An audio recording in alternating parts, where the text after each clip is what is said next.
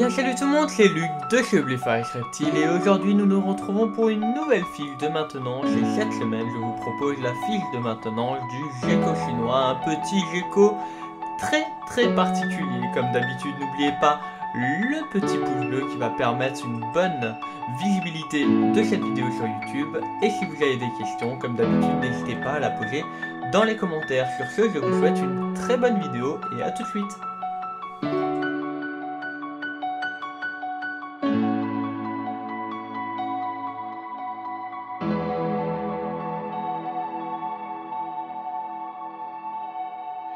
Eh bien salut tout le monde, c'est Luc de chez Bléphage Reptile, j'espère que vous allez tous très bien, pour ma part nickel, et aujourd'hui on se retrouve pour une nouvelle fiche de renseignement, d'élevage et de maintenance.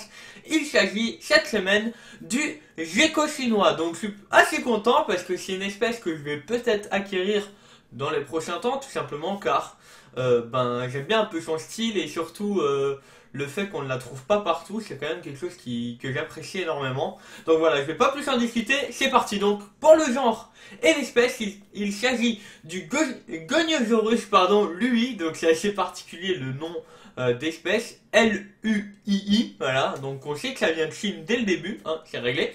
Il fait partie de la famille des Geckonidae, bien sûr, le gecko chinois, famille des Geckonidae. Sa taille adulte est d'environ 18 cm, que ce soit pour les mâles ou les femelles vont être peut-être légèrement plus grands, une durée de vie d'environ 10 ans et une maturité sexuelle située entre 10 mois et 1 an. La législation actuelle, donc actuellement il n'y a pas de législation particulière sur cette espèce, donc elle n'est pas placée sous annexe, même si effectivement elle est quand même assez menacée dans son environnement naturel, mais je vais y revenir un peu plus tard. La morphologie, donc c'est un gecko qui a un corps assez élancé, il peut ressembler légèrement au gecko léopard, même s'il n'a pas une queue grasse pareil. Quand il est petit, il est exactement comme le gecko léopard, enfin exactement c'est mentir, mais il a également des bandes qui ne représentent pas sa couleur une fois adulte. Donc voilà, à savoir qu'il y a aussi une particularité, c'est la couleur des yeux qui sont quand même assez particuliers. Donc son origine, donc le sud-est de la Chine. Donc je lis les noms parce qu'honnêtement, je suis pas chinois. Donc Guizhou et Hainan. Voilà, donc son origine c'est là-bas et il a un rythme de vie nocturne. Voilà, donc et en général on va commencer à le voir bouger. Il sera entre 21h et 22h. Donc c'est pas un animal que si vous allez vous coucher à 20h, vous allez voir bouger très souvent. Voilà, façon de parler. Son habitat à l'état naturel. Donc comme j'ai dit, il est originaire de Guizhou et Hainan, hein, également au Vietnam.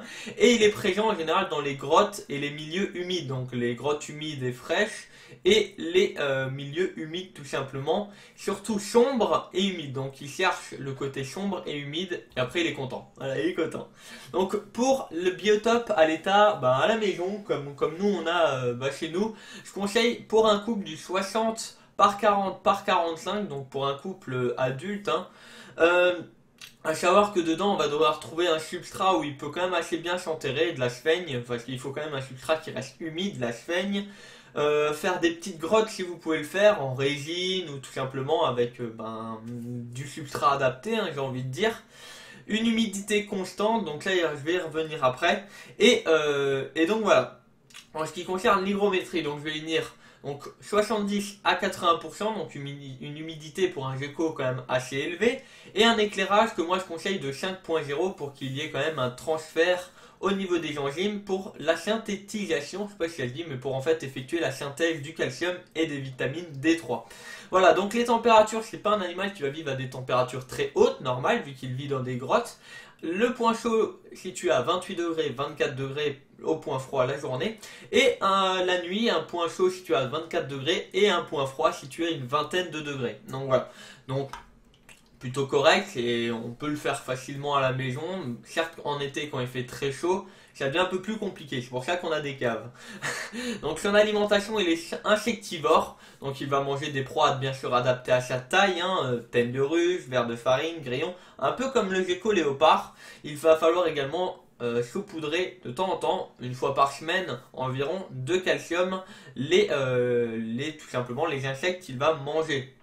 À savoir qu'au niveau de son alimentation, il est très nul pour attraper les proies. Donc c'est pas un bon chasseur.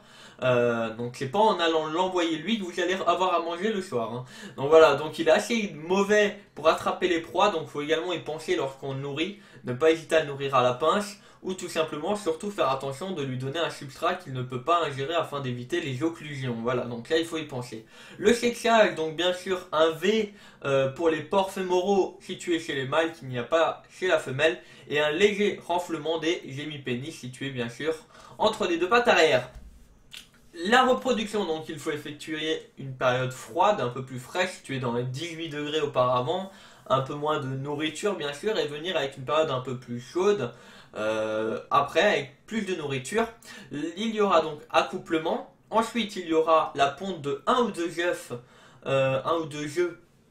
de la part de la femelle, et l'incubation dure entre 60 et 120 jours en partant d'un extrême à l'autre, jusqu'au moment où on obtient les petits. Les petits sont bien sûr d'une couleur différente des parents, ce qui est totalement normal, ils vont faire leur couleur par la suite pour les nourrir des insectes adaptés à leur taille tout simplement. Les compléments d'information, donc là il y en a pas mal. Premièrement, il faut bien prendre conscience que c'est un animal qui est très menacé à l'état naturel. Pourquoi il n'est pas sous annexe? Là est la question. C'est tout simplement car en Chine, ils s'en battent les voilà. À mon avis, c'est quelque chose comme ça, et surtout on le trouve dans d'autres pays que la Chine actuellement, au Vietnam, tout ça. Alors je sais pas, ne me demandez pas en géographie, je suis pas un winner, hein. Mais voilà, souvent les espèces qu'on trouve en vente sont des F1, donc voilà, qui ont été directement prélevées dans la nature. C'est un point négatif, mais un point positif, c'est qu'il y a très peu de consanguinité. À moins qu'on trouve, comme par hasard, un frère et une sœur, mais là c'est vraiment pas de bol. Donc faut prendre conscience que quand on acquiert ce genre de reptiles, il faut se dire que c'est pour faire de la reproduction, pas pour gagner de l'argent, non, mais pour faire continuer l'espèce sur Terre. En gros c'est ça. C'est ça que j'ai envie de dire par ça. En gros voilà, c'est pour aider à ne pas faire disparaître cette espèce. Il existe trois types de Goniosaurus. Donc là, c'est des mutations, hein. Donc je vais les lire. Il y a la Neon Orange, il y a la Green Eyed Murph et la Sous-Dige normale. Donc la normale, la néon orange et la Green Eyed Morph. Voilà, donc trois mutations qu'on trouve actuellement. Il n'y en a pas d'autres. Peut-être qu'un jour, peut-être, il y aura un gecko chinois blanc. Je sais pas, on verra. Ça doit être assez stylé. Et bien sûr, dernière chose, il faut éviter trop de manipulation car c'est un animal qui est vite stressé et très craintif. Donc voilà. Donc pour éviter de le stresser, on va éviter de trop le manipuler. En conclusion, il s'agit d'un petit geckonidé, pas très grand, il fait pas 30 cm, hein, qui est assez craintif mais très nerveux, qui est quand même qui demande quand même pas mal de choses, une humidité constante, des températures pas trop élevées, des cachettes, qui vit beaucoup la nuit. Voilà, donc c'est des choses à prendre en compte si on le veut l'avoir à la maison. C'est pas forcément pour tout le temps le voir, mais surtout pour en maintenir un et avoir la fierté là. Donc voilà, donc moi comme d'habitude, je vous donne une idée de prix pour ce gecko et une note sur 5 sur la difficulté de maintenance, d'élevage et enfin voilà, à la maison. Pour le tarif, on part sur une moyenne de 80 à 100 euros en moyenne. C'est à ce prix-là qu'on les trouve. Bien sûr, il y en aura des un peu plus chers, peut-être des un peu moins chers. Et pour la note sur 5 étoiles, je vais lui donner 4 étoiles. Voilà, donc pourquoi 4 étoiles? Parce que la reproduction est loin d'être facile. La maintenance, une hygrométrie, il est nocturne, il faut des cavernes, est loin d'être facile. Le nourrissage est plutôt pratique, mais surtout il est difficile à le faire réussir à manger. Donc pour quelqu'un qui n'est pas habitué à aller vers l'animal, le nourrir, etc., c'est quand même assez compliqué. Donc voilà. Moi je donne 4 étoiles, c'est quand même un animal qu'il faut savoir maintenir. Et donc voilà. J'espère en tout cas que cette vidéo vous aura plu. En tout cas, moi j'ai pris énormément de plaisir à vous présenter cette fiche d'élevage. Tout simplement car c'est un animal que j'aimerais avoir. Vous voyez, parmi toute cette batterie derrière, qui va bien sûr continuer, hein, c'est loin d'être fini. Et donc voilà, je suis assez fier d'avoir présenté ça, parce que j'en ai également appris lors de mes recherches sur cette espèce. J'ai contacté des éleveurs qui m'en ont un peu parlé, donc je suis plutôt fier. Comme d'habitude, n'oubliez pas le pouce bleu, qui est quand même très important, qui va permettre de faire connaître cette espèce et de prendre conscience que cette espèce est loin d'être une espèce qu'on peut maintenir en gros à l'arrache. Le commentaire si vous avez des questions, bien sûr, sur ce que j'ai dit. N'oubliez pas que tous les mardis à 21h, je suis en live sur YouTube. Bien sûr, pour les personnes abonnées, vous allez être directement prévenus via une notification ou un email. Et à me rejoindre sur Facebook, le lien est dans la description. Sur Facebook, attention pour les gens qui ne l'ont pas encore fait, j'ai changé de page. Donc s'il y en a parmi vous qui sont encore sur l'ancienne page, n'hésitez pas à venir sur la nouvelle. Voilà, j'espère que cette vidéo vous aura plu. Je vous dis à jeudi prochain à 20h pour une nouvelle vidéo sur les terrariums. Normalement, je serai accompagné de ma copine, donc ça va être nouveau assez sympa. J'espère que cette vidéo vous aura plu. Passez encore une bonne journée, une bonne soirée, une bonne semaine ou un bon week-end. C'était Luc de chez Obléphare Scripty. Ciao tout le monde!